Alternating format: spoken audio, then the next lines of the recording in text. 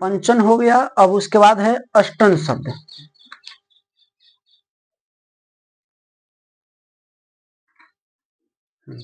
देखिए प्रभु जी,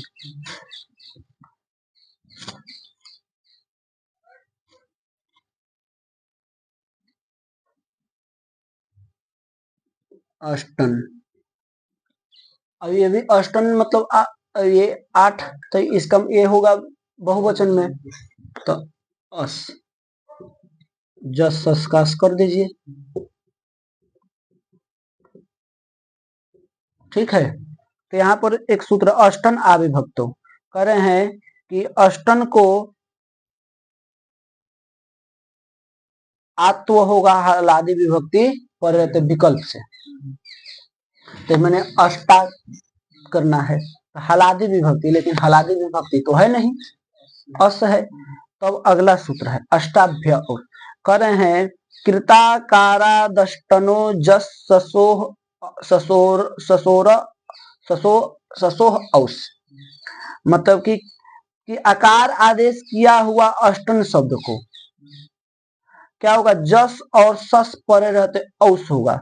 तब कहें कि अगर यहाँ पर आकार अगर नहीं करना रहता तो सूत्र में जो अष्टाभ्य औस है तो अष्टाभ्य नहीं कहते, अगर हम आकार नहीं करते हैं तो अष्टाभ्य कहते। तो अष्टाभ्य औस इसीलिए करे 3 नंबर यहाँ पे देखिए आगे, अष्टाभ्य इति वक्तव्य कृति कृतात्व निर्देशो जस ससो विषय आत्म ज्ञाप्य थी, माने उसमें आत्व करना है, जस और सस परे हो तो आत्व करके तब उसके बाद जो है जस और सस के को जो है औस करना है। तो औस में तालव्य सकार है और तालव्य सकार शीत है, शीत, और शीत होने का कारण जो है अनेक अनेक शीत अनेकाल शीत सर्वस्व, अनेकल वाला आदेश जो संपूर्ण स्थानिक के स्थान पर होता है, पीछे हम लोग पढ़े अनेक अल वाला आदेश, और नित जो है अनेक अल होने पर वही केवल अंत के स्थान पर होता है, लेकिन जो शीत होता है संपूर्ण स्थानिक के स्थान पर, यानी पूरे जस और सस का जो है पूरे की जगह पर ही औस हो जाएगा। तो अष्ट इसको आत्व भी कर देना है, तो अष्टा अष्टा मतलब मतलब किसको करना है, लास्ट कर देना। हाँ हाँ, तो अष्टा और क्या हो गया, औस में सकार की संज्ञा हो जाएगी, तो औ। अब यहाँ पर कुछ मत कीजिए, वृद्धि रेचि से वृद्धि कर दीजिए, अष्टौ अष्टौ अष्टौ। अब अष्टन भ्याम भीस भीस नहीं, हाँ भीस ही तो आएगा, भ्याम तो नहीं आएगा, बहुवचन लेना, तो भीस तो वहां हलादि विभक्ति है, आइए जानिए विकल्प से बनेगा, ये विकल्प से भी बनेगा, तो अब फिर आप तो कर दीजिए हलादि विभक्ति, तो हलादि तो अष्टा भीस में ऋतु विसर्ग कर दीजिए, अष्टाभि अष्टाभ्य अष्टाभ्य अष्टाभ्य। अब अष्टन आम, ठीक है, अष्टन आम। अब यहाँ तो क्या कर लीजिए पहले इससे जैसे पंचन शब्द में पंचा नाम नुट के ना नोपधाया से, नांत की उपधा को नहीं, नुट होगा किससे, एक नुट करने वाला सूत्र है ना पीछे, यहाँ पर है षट चतुर्भ्यश्च, तो क्योंकि अष्टन नकारांत है तो षट संज्ञक है, तो इसलिए षट चतुर्भ्यश्च सूत्र पीछे है, तो उससे जो है नुट कर लीजिए, बता रहे अष्टन आम, पहले नोट कर लीजिए, अष्टन नाम षट चतुर्भ्यश्च, षट चतुर्भ्यश्च, ठीक है। अब अष्टन नाम, अब हलादि हो गया, अब हलादि हो गया तो अष्टन अविभक्त से आप तो कर लीजिए, अष्टा नाम मिला दीजिए, अष्टा नाम। अच्छा, अब यहाँ पर कौन लगा? अष्टन आ विभक्त, अष्टन आ विभक्त मिला दिया। अब अष्टासु, लेकिन आप तो जब नहीं करेंगे, जब आप तो नहीं करेंगे तो अष्टन अस, शुरू से चलिए, अष्टन अस, जस सस का यस, अष्टन अस। अब अष्टन अस तो यहाँ पर षड्भ्यो लुक, षट संज्ञक से परे जस और सस का लुक हो जाएगा, लुक कर दीजिए तो बच गया हमारा अष्टन। अब यहाँ तो अब माने विकल्प पक्ष में सब चल रहा है, इसके विकल्प पक्ष यहाँ तो लिखे ही नहीं। अष्टाभ्य औस, अष्टन आ विभक्त, अष्टन आ विभक्त और अष्टाभ्य औस, अष्टाभ्य औस, दो सूत्र लगाए यहाँ पर, वृद्धि रेची, वृद्धि रेची। तो यहाँ जो अष्टन आ विभक्त के विकल्प से यहाँ सब चलेगा। यहाँ पर लिख सकते हैं जो आत्व अनात्व पक्ष में, अनात्व पक्ष, ठीक है, मैंने आप तो जब नहीं किए तब, तो अष्टन। अब षड्भ्यो लुक, षड्भ्यो लुक से लुक हो गया तो अष्टन बचा नलोप प्रातिपद, जैसे पंचन, पंचन का पंच पंच बनाए हैं वैसे ही, तो यहाँ हो गया अष्ट नलोप प्रातिपदिकांतस्य, अष्ट, अष्ट अष्ट। अब अष्ट, अब इसी पर अब अष्टन भी, जैसे पंच भी बना, न का लोप कर देंगे तो अष्ट भी पंचवत बना लेना है। पंचा नाम तो नोपधाया से दीर्घ कर लेंगे, षट चतुर्भ्य से नाम अष्टन नाम, नोपधाय नाम की उपधा को दीर्घ कर लीजिए, और फिर न का जो है हलादि परे रहते, स्वादिश्व सर्वनाम स्थाने से पद संज्ञा न लोप प्रातिपदिक, जैसे अभी पीछे पंचा नाम में बताए थे, तो उसी तरह से अष्टा नाम बन जाएगा। माने अष्टा नाम दोनों में यही होगा, आम में आतो पक्ष में भी अष्टा नाम होगा और आतो पक्ष अनातो पक्ष में भी अष्टा नाम ही होगा, आम परे रहते। अष्टसु न का लोप हो जाएगा, कोई दिक्कत है? पंच की तो पंच की तरह ही बना लेना है, जब आप तो नहीं करेंगे तो पंच की तरह लिखा ही है कि आत्व अभावे अष्ट पंचवत, आत्व के अभाव में अष्ट, अष्ट बनेगा पंचवत, पंच पंच जैसे पंचन शब्द बनाएगा। कोई दिक्कत है? इसको लिख लीजिए। अष्टन हो गया। अब है ऋत्विज, प्रभु जी देखिए ऋत्विज बड़ी रही है, ऋत्विज, ठीक है।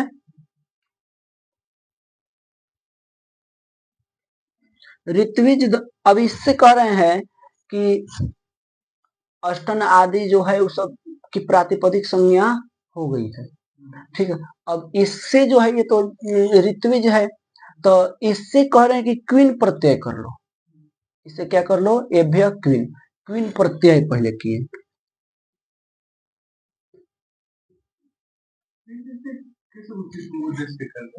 बोल रहे हैं ना, बोल तो रहे हैं कि ये पांच क्वीनन, ये पांच से क्वीन प्रत्यय कर लें, ठीक है ना। एभ्य क्वीन माने इनसे क्वीन प्रत्यय कर लें, तो जैसे क्वीन प्रत्यय इसलिए कर रहे हैं ताकि कृदंत कर ले। अब क्यों क्वीन कर लिए?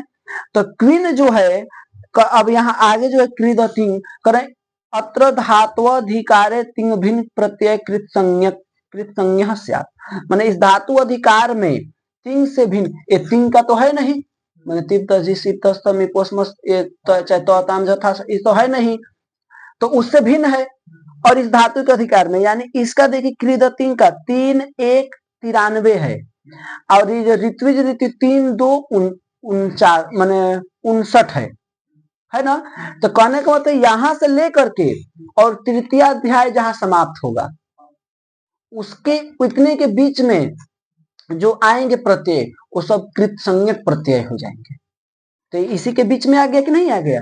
प्रातिपदिक है या धातु? अभी तो ये यहाँ पर जो विज धातु है, ठीक है ना, धातु है। और उससे अब अभी तो उसकी प्रातिपदिक संज्ञा हुई नहीं है, तो पहले प्रातिपदिक संज्ञा कर ले।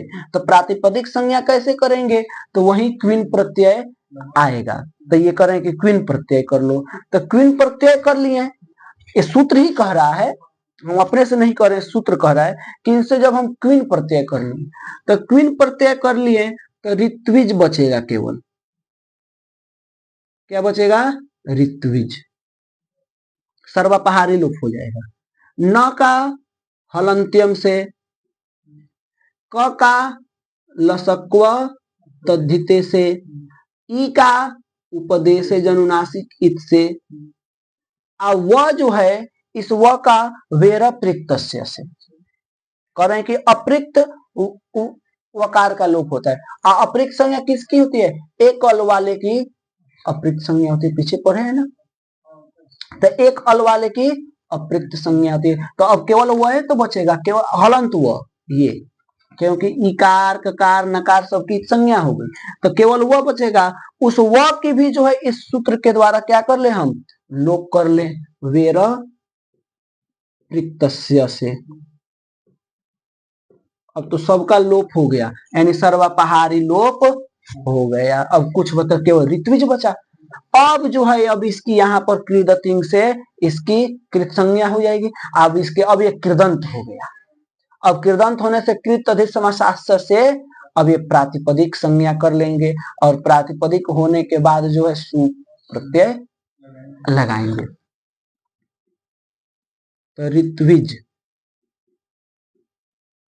सु यहाँ पर लिख लीजिए, कृदतिंग, ताकि समझ में, कृदतिंग और उसके बाद कृत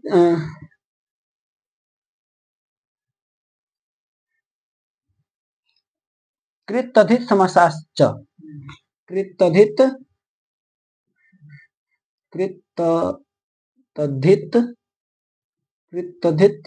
समासाश्च, ये सूत्र के द्वारा प्रातिपदिक हो गया। प्रातिपदिक होने का सु जस आ जाएगा। अब सु आ गया। अब सु आ गया तो सु का भी क्या कर दीजिए, लोप कर दीजिए। सु का भी लोप कर दीजिए। हल न्याभ्यो, एक ये बन जाएगा तो बाकी सब बन जाएगा। हल न्याभ्यो दीर्घासु से हल। ऋत्विज, अब यहीं पर ये सूत्र लगेगा। प्रभु जी कह रहे हैं कि क्विन प्रत्यय से कुह, कि क्विन प्रत्यय जिसे किया गया उसको कवर्गंत आदेश होता है, लेकिन इसका बाध्य रूप है चोह कुह। यहाँ पे कर रहे हैं ना, इसी में अस्य सिद्धत्वात चोह कुह इति कुत्वम, माने चोह कुह से कुछ। क्यों? चोह कुह का है 8-2-30 और इसका है 8-2-62।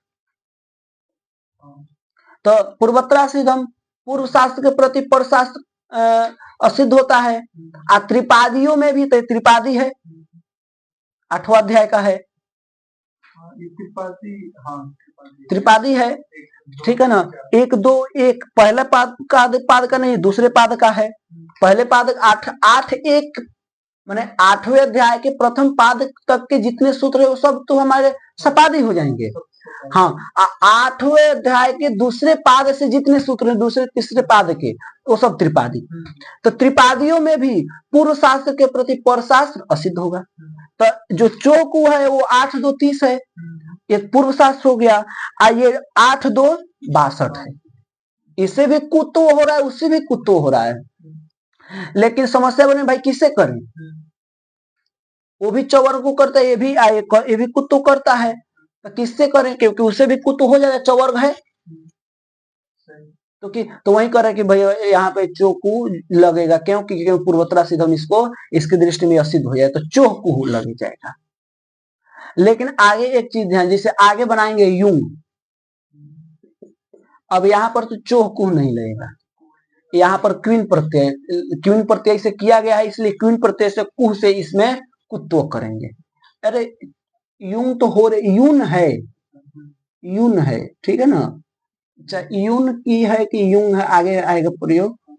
यून यून जो बनाए हैं, यूं है, यूज है, ठीक है ना, तो शब्द है क्या, यूज। लेकिन हाँ तो अब वहां पर जो है यूं तो मैंने चोकू आदि से जो दोनों से एक ही काम हो रहा है, तो मतलब कोई दिक्कत भी नहीं है। हाँ लेकिन नहीं दिक्कत है, दिक्कत ये है कि ये 62 वाला लगा दिए तो 30 वाला नहीं लगा हाँ पाएंगे। अब 62 वाला उसी जगह पर लगेगा कि जहां पर क्वीन प्रत्यय किया गया हो, तो क्वीन प्रत्यय तो किया गया है, लेकिन एक चीज और होना चाहिए कि जैसे कहीं जकार नहीं है, क्वीन प्रत्यय हुआ है, तो वहां तो चौकू नहीं लगेगा ना, वहां तो चौर मिलेगा नहीं, तो वहां पर क्वीन प्रत्यय से कु ही लगेगा, ठीक है। इस आएगा आगे तो उसे समझ में आएगा, लेकिन यहाँ पर जो है लिख सकते हैं हम कि ये जो है क्वीन प्रत्यय से कुह प्राप्त, लेकिन इसे चोह को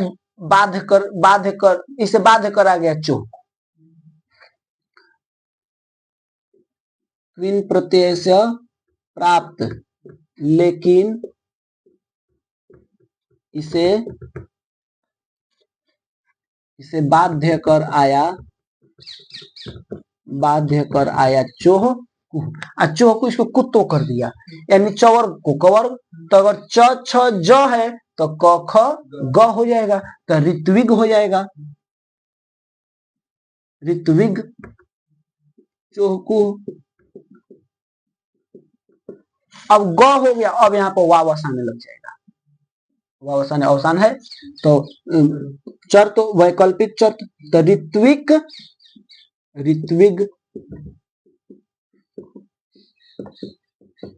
विकल्प से ऋत्विक एक ऋत्विक बन जाएगा, ऋत्विक तो वही बनाए हैं इसमें ऋत्विक।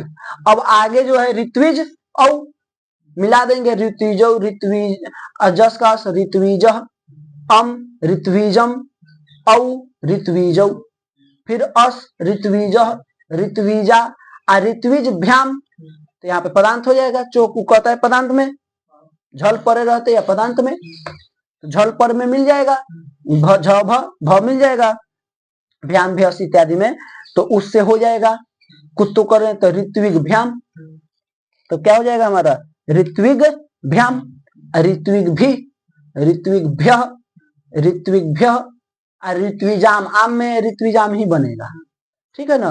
आप सुप में ऋत्विग सु, ठीक है, नहीं ऋत्विग सु नहीं, खरी चस वहां पर चर तो कर लीजिए, तो ऋत्विक सु, तो क हाँ ऋत्विक सु, वहां पर देखिए यदि मूर्धन्य सकार होने वाला हो तो उसको मूर्धन्य सकार कर दीजिए, तो ऋत्विक छु बन जाएगा, देख लीजिएगा, अगर हाँ अगर हो रहा है कि हाँ उससे हो रहा है कि नहीं, यदि हो रहा है तो ऋत्विक छु, नहीं तो इसे अपने बना लेंगे, ठीक है। अब देखिए, अब आगे है युज धातु, क्या है युज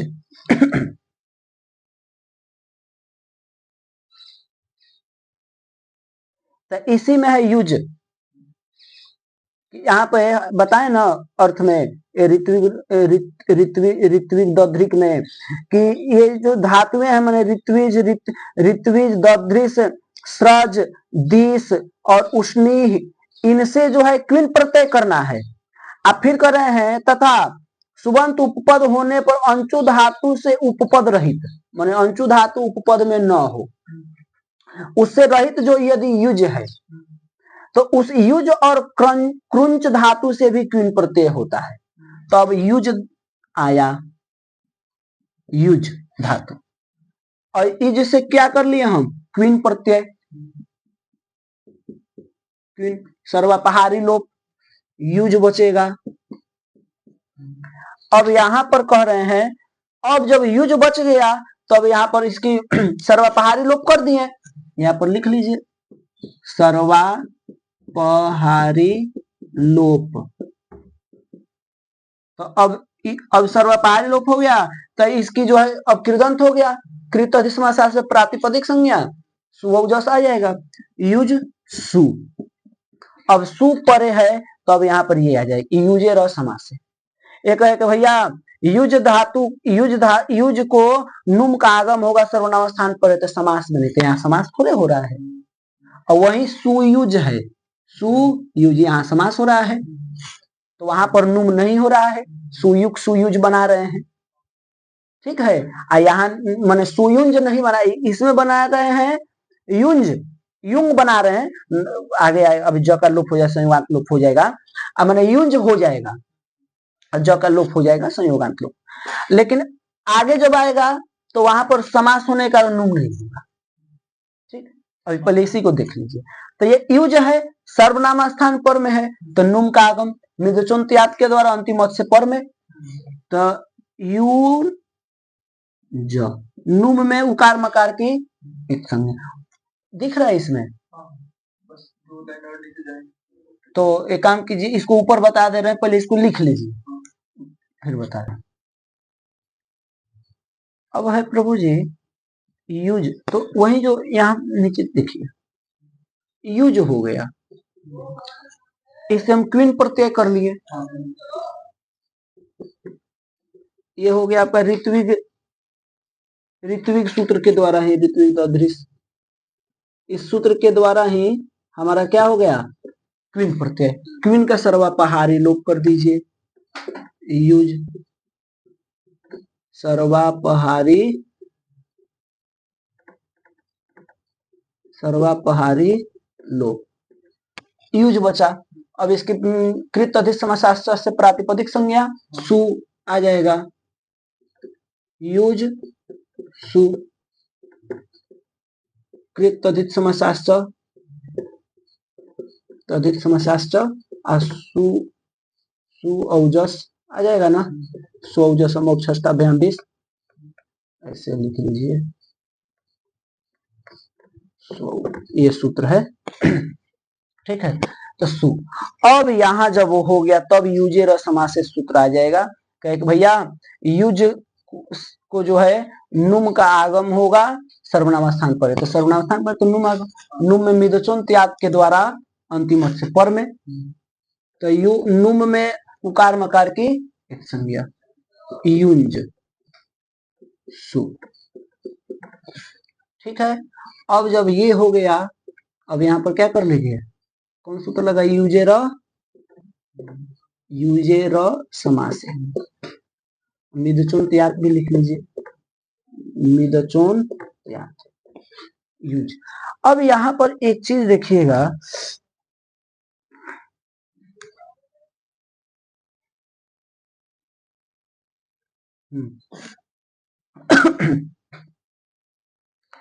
अब सु का लोप कर दीजिए, युन, युंज, हलन्याभ्यो दीर्घा श्रुति से कृतम है। अब संयोगांत लोप कर दीजिए, तो युन। ठीक है, संयोगांतस्य लोपः अलोन्त्यस्य, अंतिम का क्या कर देगा, जो युन बच गया। अब जब युन बच गया, अब यहीं पर क्वीन प्रत्यय से कुह लग जाएगा। अब यहाँ चोह कुह नहीं लगेगा, चोह कुह इसलिए नहीं लगेगा क्योंकि यहाँ पर चवर्ग नहीं है, तो उसे कुत्तो करेंगे तो अंतिम अनुनासिक वर्ण है, तो इसलिए कुत्तों में भी अनुनासिक वर्ण न है, तो इसलिए यहाँ पर हो जाएगा युंग, क्वीन प्रत्ययस्य कुह।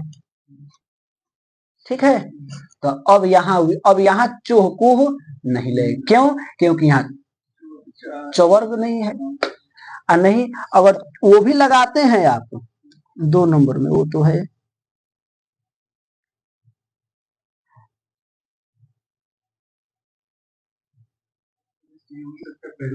नहीं, यो अगर 3 नंबर में देखिए, करें अनुस्वार, अनुस्वार पर स्वर्ण, जैसे युंजौ, अगर आप मान लीजिए अगर इसको चोह को कब लगेगा, तो अगर इया रहता तो इया हो जाता, लेकिन फिर इया न हो जाता, जानते हैं क्यों, आगे आएगा, अभी बता खन खन खंजौ में आएगा वो चीज, ठीक है ना, उसमें बता देंगे, आना तो अभी समझिए तो अभी बता सकते हैं।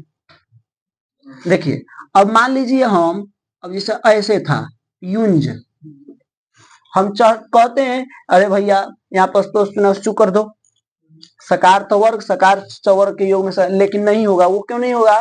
क्योंकि इसके जगह पर अनुस्वार से यही पर सवर्ण सूत्र आएगा। अनुस्वार से यही पर सवर्ण सूत्र जो है वो कहता है कि अच्युत्व में नकार का यकार नहीं होगा, क्योंकि वो असिद्ध हो जाएगा। अनुस्वार से ही प्रसवर्ण और जो स्तोष्टु सूत्र है उसमें देखिए उसका सूत्र संख्या देखिए,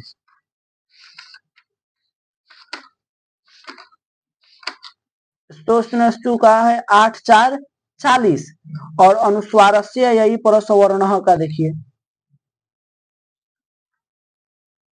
अच्छा नश्चा पदांत झली देखिए,